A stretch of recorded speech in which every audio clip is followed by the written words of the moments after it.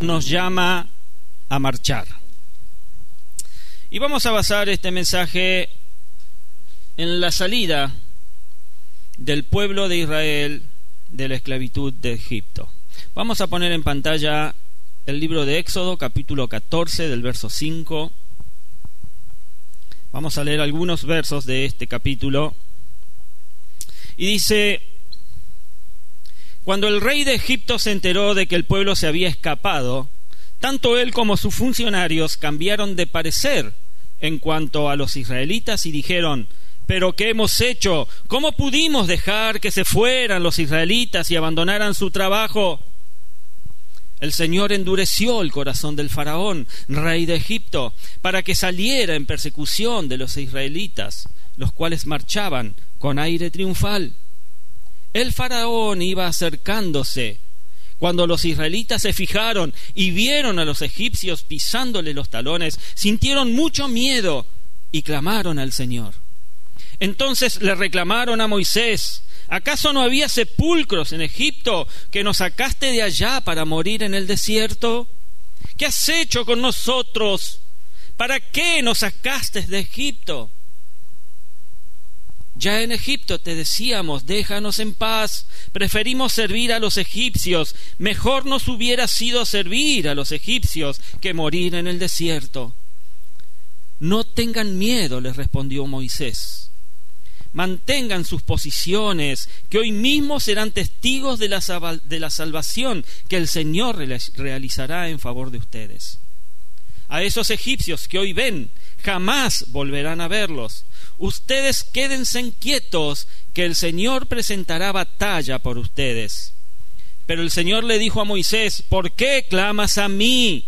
Ordena a los israelitas que se pongan en marcha, y tú levanta tu vara, extiende tu brazo sobre el mar y divide las aguas para que los israelitas lo crucen sobre terreno seco. Verso 21. Moisés extendió su brazo sobre el mar, y toda la noche el Señor envió sobre el mar un recio viento del este que lo hizo retroceder, convirtiéndolo en tierra seca. Las aguas del mar se dividieron y los israelitas lo cruzaron sobre tierra seca. El mar era para ellos una muralla de agua a la derecha y otra a la izquierda. Los egipcios los persiguieron. Todos los caballos y carros del faraón y todos sus jinetes entraron en el mar tras ellos. Y cuando ya estaba por amanecer, el Señor miró al ejército egipcio desde la columna de fuego y de nube y sembró la confusión entre ellos. Hizo que las ruedas de sus carros se atascaran, de modo que se les hacía muy difícil avanzar. Entonces exclamaron los egipcios: alejémonos de los israelitas, pues el Señor está peleando por ellos y contra nosotros. Entonces el Señor le dijo a Moisés: extiende tu brazo sobre el mar, para que las aguas se vuelvan contra los egipcios y contra sus carros y jinetes.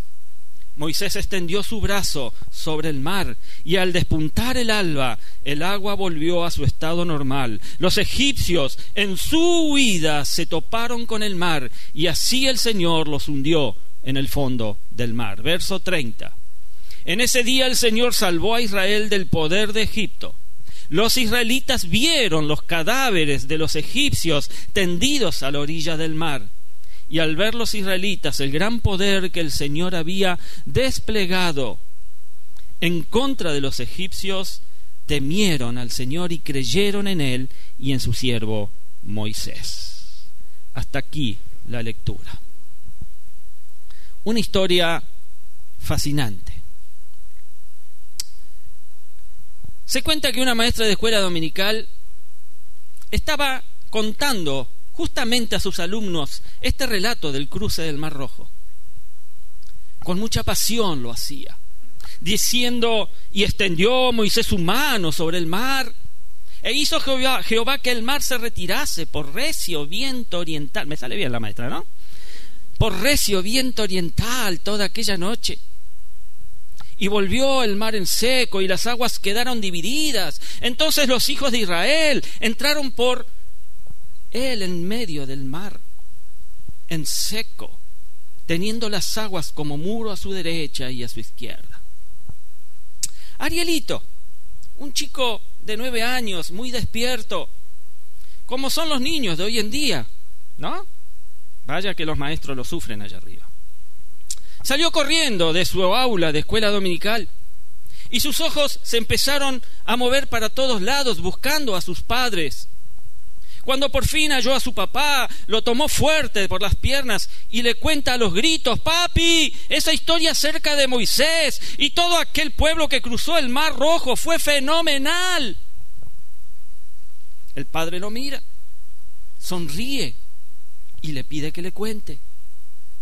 El niño le dice: «¿Sabes? Los israelitas salieron de Egipto, pero Faraón y su ejército los persiguieron. El pueblo corrió tan rápidamente como pudo hasta el Mar Rojo.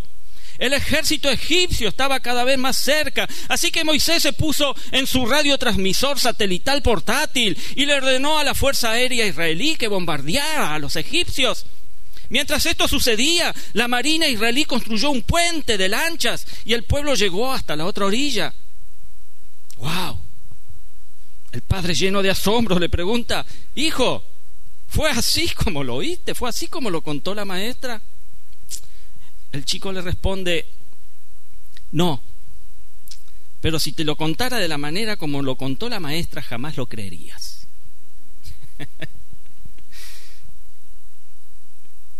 Estos niños. ¿Sabe, mi hermano? El jueves les prediqué. ¿Cuántos estuvieron el jueves acá? A ver, levante la mano. Muy bien. Disimulada, el pastor está controlando quién viene y quién no. El jueves les prediqué sobre la caída del muro de Jericó. ¿Recuerdan? ¿O ya se olvidaron? ¿Quién dijo sí? Bien, es mi hijo, porque si no dice sí, lo mato. El jueves les prediqué sobre la caída del muro de Jericó. Un milagro por parte de Dios. Un gran milagro por parte de Dios. Un plan alocado que Dios lleva adelante bajo la obediencia del pueblo hebreo. Pero este milagro, o sea, el cruce del Mar Muerto, tan único en la Biblia, ha dado lugar para ser ridiculizado por muchos buscándole otras explicaciones científicas. ¿Cómo sucede con la caída de los muros de Jericó? Con tal de no creer lo hecho por Dios en aquellos momentos. Pero aparte de lo que otros puedan pensar, lo que los científicos, la ciencia pueda decir, en este relato se encuentra uno de los retos más grandes de toda la Biblia. Y vos lo podés contar como lo contó este niño de 9 años, o podés creer lo que Dios te dice en la palabra. Ordena a los israelitas que se pongan en marcha. Era la orden. Esa orden dada por Dios a Moisés, allí en el verso 5. Pero ¿hacia dónde iban a marchar? ¿No habían llegado a un punto sin retorno? Claro que sí. El mar atrás, los egipcios adelante, al costado rutas inaccesibles. Claro que sí. Pero el Señor les ordena marchar, lo cual plantea un ejercicio de fe sin precedente. Y esto es lo que se plantea aquí. Dios libera a su pueblo, liberó a su pueblo para marchar. No podemos, mis hermanos, quedarnos en el mismo sitio. Es el mes de mayo, en el mes de mayo pasado cumplimos 40 años como iglesia. Y lo hemos festejado durante 3 días, ¿recordás? ¿Sí? Fue una fiesta de la palabra de Dios, de la alabanza. Todo fue para la gloria de Dios, por supuesto. Han sido 40 años de marcha continua en esta iglesia, por diferentes pastores, pero de alguna forma la iglesia nunca se detuvo. Pero siempre va a existir el peligro de o quedarnos donde estamos o retroceder por causa de los enemigos. Ese peligro siempre va a estar. En lugar de ver al Dios de nuestra libertad, muchas veces corremos ese riesgo. Entonces, la pregunta: ¿qué es lo que deberíamos saber mientras marchamos?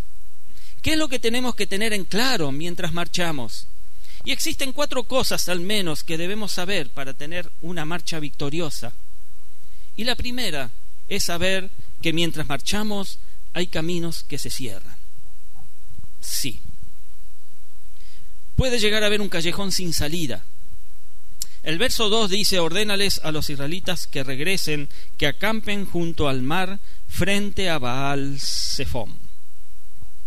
Cuando Dios ordenó a Moisés que llevara al pueblo de Israel en dirección contraria, quedaron en una especie de callejón sin salida.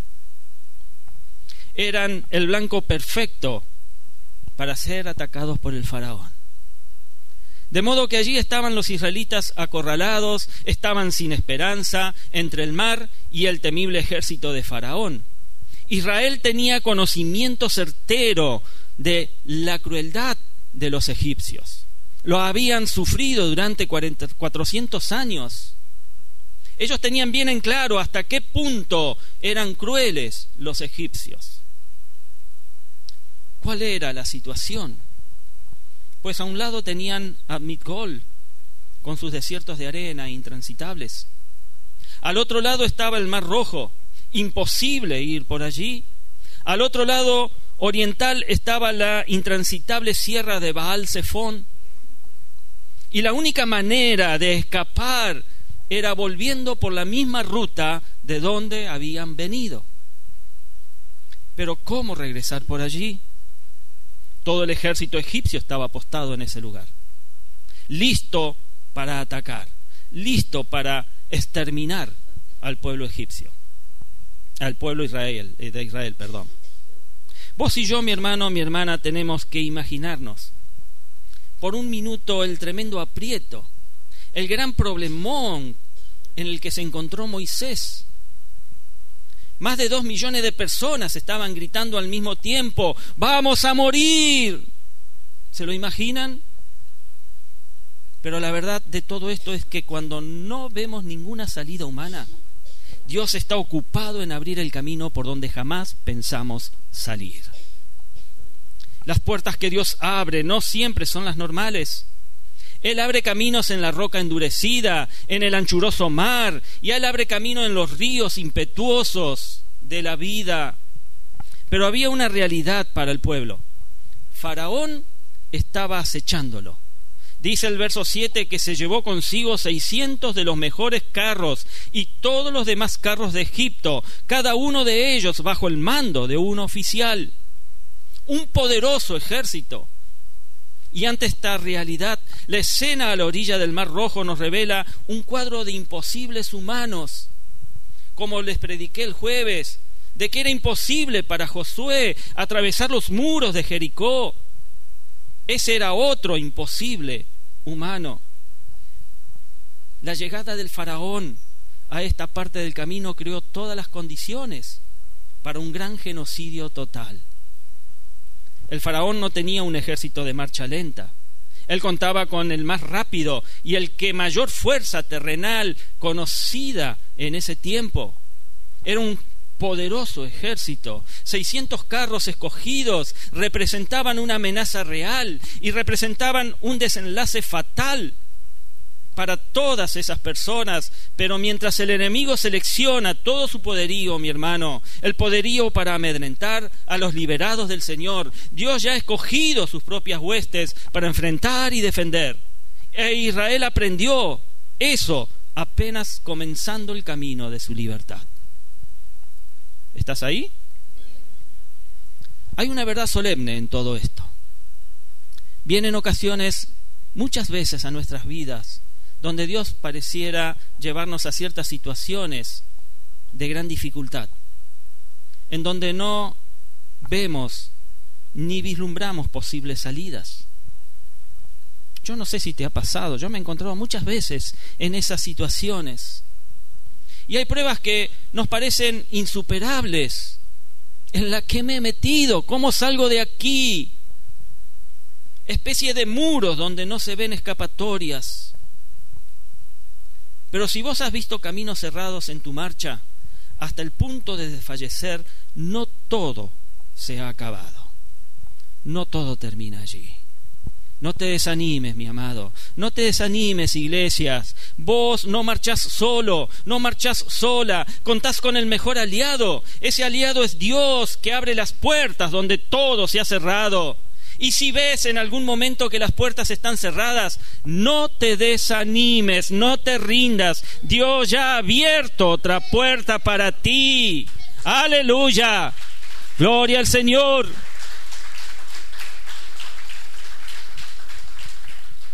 La segunda cosa que debemos saber al marchar es que mientras marchamos, vienen los temores al fracaso. Hay veces que vamos del gozo contagioso al miedo colectivo. El verso 8 dice que marchaban con aire triunfal. Claro, iban todos contentos, riendo, pensando que qué sencillo fue salir de Egipto. Pero en el verso 10 vemos que cuando los israelitas se fijaron y vieron a los egipcios pisándole los talones, sintieron miedo y clamaron al Señor. El faraón y su ejército no hicieron mucho esfuerzo para alcanzar a Israel. La salida de ellos de Egipto fue a pie. El pueblo iba a pie, lo cual supone un lento y pesado viaje. Recordemos que iban con niños, ancianos, animales. Y como es obvio, la salida a la libertad tenía que ser el tema de obligadas y alegres charlas en ese momento. Pero de repente todo cambió. Todo cambió. La algarabía del pueblo en fiesta fue transformada en manos sudorosas, piernas debilitadas y un miedo colectivo. La visión del enemigo hizo olvidar por un instante la demostración del poder de Dios hasta que ese momento había sucedido, pero ya allí se habían olvidado. El miedo les hizo olvidar. Y cuando ellos vieron los carros del temible enemigo tirados por rápidos caballos y valientes guerreros egipcios, palidecieron, se turbó en gran manera toda la multitud. El texto nos dice que sintieron mucho miedo y clamaron. La palabra traducida acá por clamar tiene implícita la idea de clamar a causa de una gran angustia. Las malas noticias tienen la misión de robar el gozo y de llenarnos de temor, mis amados. Vos como creyente no estás exento. No estás exento. Te pasa como Israel en algún momento así. Y la presencia del enemigo hace olvidar por un instante al Dios que pelea tus batallas. El temor por un rotundo fracaso paraliza el testimonio y te hace olvidar las promesas divinas. Los temores tienen la misión de detener tu marcha. Cuando vos sentís temor, lo primero que tratás de hacer es de detener la marcha. Y es cuando el temor saca a la luz la murmuración. El verso 11 dice: entonces le reclamaron a Moisés: ¿acaso no había sepulcros en Egipto que nos sacaste de allá para morir en el desierto? ¿Qué has hecho con nosotros? ¿Para qué nos sacaste de Egipto? Ya en Egipto te decíamos: déjanos en paz, preferimos servir a los egipcios. Mejor nos hubiera sido servir a los egipcios que morir en el desierto. El canto de la libertad le duró muy poco a Israel. Muy poco. Esa alegría, ese gozo, ese canto de victoria les duró poco. Tan pronto fueron presos del temor, desearon volver a la esclavitud. Ahora la discusión no es dónde iban a vivir, sino a dónde iban a ser enterrados. Mire, mi hermano, cómo cambia el panorama. Las preguntas surgidas en medio de la protesta revelaron la baja estima a la que les había llevado todo ese periodo de esclavitud y la debilidad de su fe. Se ha dicho que es más fácil sacar a la gente de la esclavitud que sacar la esclavitud de la gente. Y se puede ver una nota de amargura en la pregunta dirigida a Moisés, allí en el verso 11. ¿Acaso no había sepulcros en Egipto que nos sacaste de allá para morir en el desierto? ¡Qué ironía la de esta pregunta! Por supuesto que sí, Egipto era famoso por sus tumbas más que ninguna otra nación. Cuando Israel levantó esta queja, dio lugar al pecado de la murmuración. Y ese pecado le acompañaría por el resto de su viaje. Ese pecado los llevó en efecto a ser enterrados en el desierto. Se quejaron, cuando no tenían comida, y se quejaron de la comida que tenían. No había nada que los conformara. Se ha dicho que la diferencia entre un murmurador y un amigo compasivo es la misma entre un carnicero y un cirujano. Mientras uno la corta para comérsela, la otra la corta para sanarla. ¿Estás ahí? Moisés respondió a la murmuración de esta manera. Verso 13. No tengan miedo, les respondió Moisés. Mantengan sus posiciones, que hoy mismo serán testigos de la salvación que el Señor realizará en favor de ustedes. A esos egipcios que hoy ven, jamás volverán a verlos. Mi hermano, tenés que saber, iglesia, tenés que saber que cada vez que murmuramos, negamos el poder de Dios. Pablo en Filipenses 2, 14, 15 dice: háganlo todo sin quejas, sin contiendas, para que sean intachables y puros, hijos de Dios sin culpa, en medio de una generación torcida y depravada. En ella ustedes brillan como estrellas en el firmamento. Aprendamos esto, iglesia, y practiquémoslo. Aprendamos y practiquémoslo. La tercera cosa es que debemos saber es que mientras marchamos, Jehová pelea por nosotros. Jehová está peleando por ti, Jehová pelea por mí. ¿Por qué clamas a mí?, le pregunta Dios a Moisés ahí en el verso 15.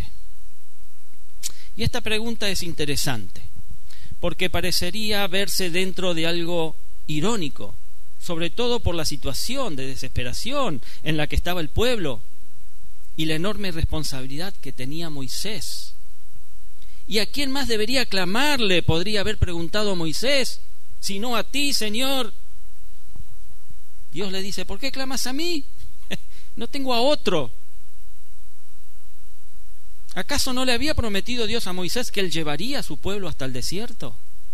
¿Sí? Esta pregunta plantea la importancia del ejército de la fe en un momento tan decisivo como aquel. Lo que Dios le está diciendo a Moisés es: mira, ya te he dicho lo que voy a hacer. No sigas pidiendo mi ayuda.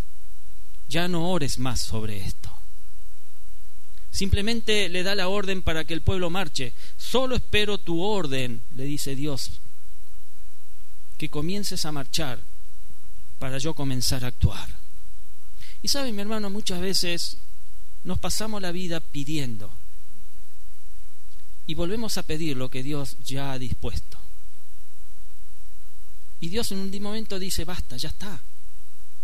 Deja de pedir porque yo ya lo he preparado para vos. Estoy esperando que comiences a marchar para que yo pueda comenzar a actuar. Mis amados, mientras marchamos, ya el Señor ha determinado su plan de acción. En aquel momento Egipto iba a ser testigo de la plaga número 11, la última con la cual acabaría con el poderío militar de los egipcios. Qué bueno es recordarnos que si el Señor pelea por nosotros, debemos estar tranquilos. Debemos estar tranquilos, mis amados. El Señor pelea por nosotros. Como Moisés le dice a los israelitas allí en el verso 14: ustedes quédense quietos, que el Señor presentará batalla por ustedes. Y la orden es marchar. Decir al que está a tu lado: la orden es marchar. Despertá un poquito.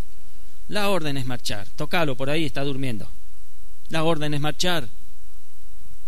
No te detengas frente al desánimo. No te detengas frente a los cambios. Que nada te detenga frente a la incertidumbre, mi amada iglesia. Recordemos quién pelea nuestras batallas.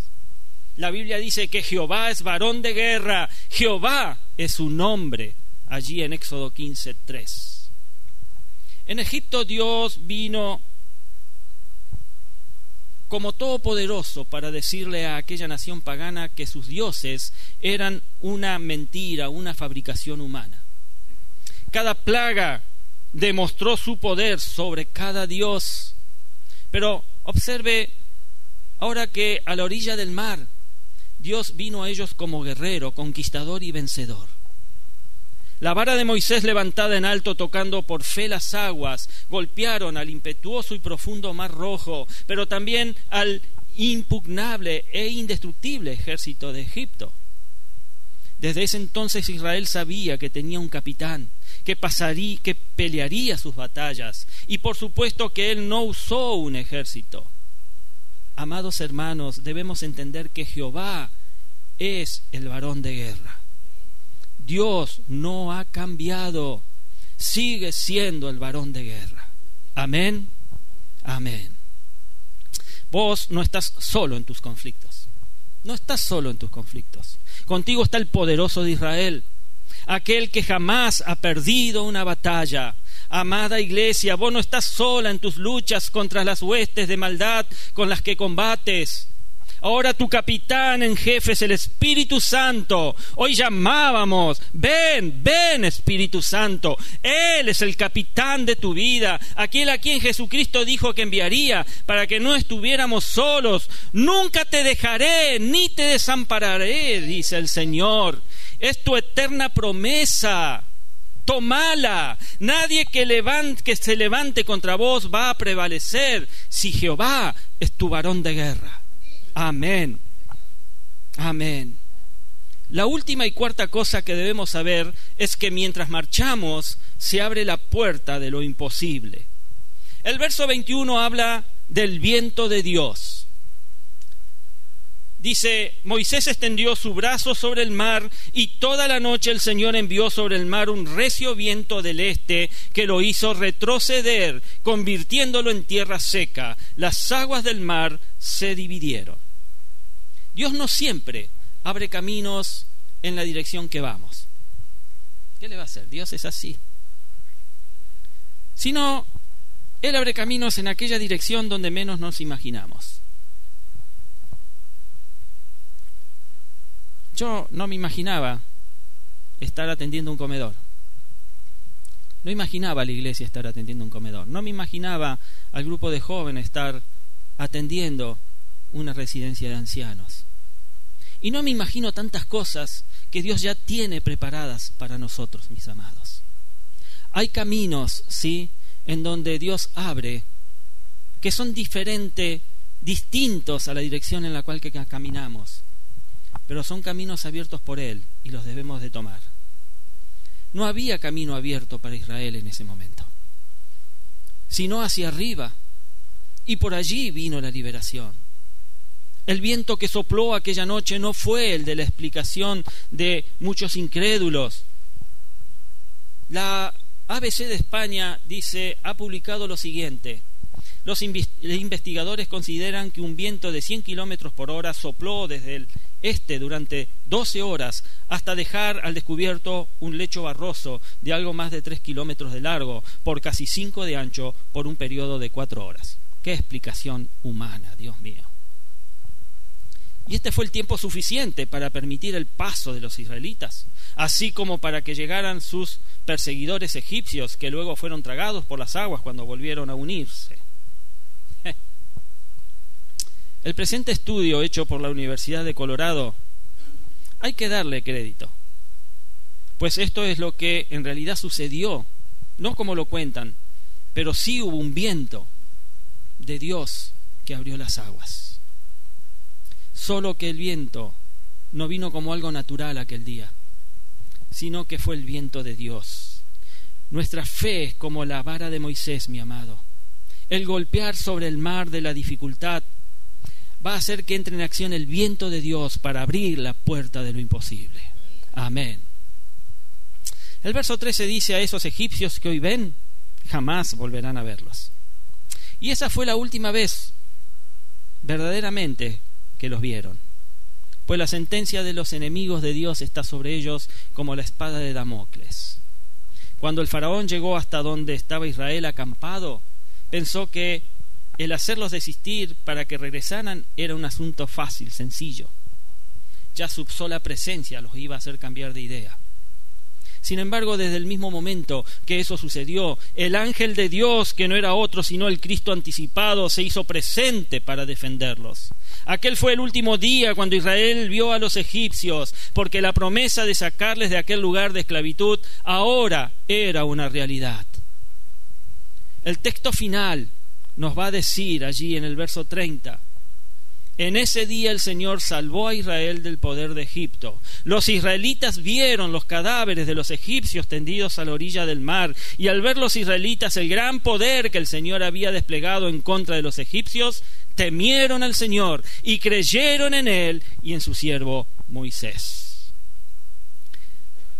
Dios salva a sus hijos sobre cualquier poder levantado en el presente.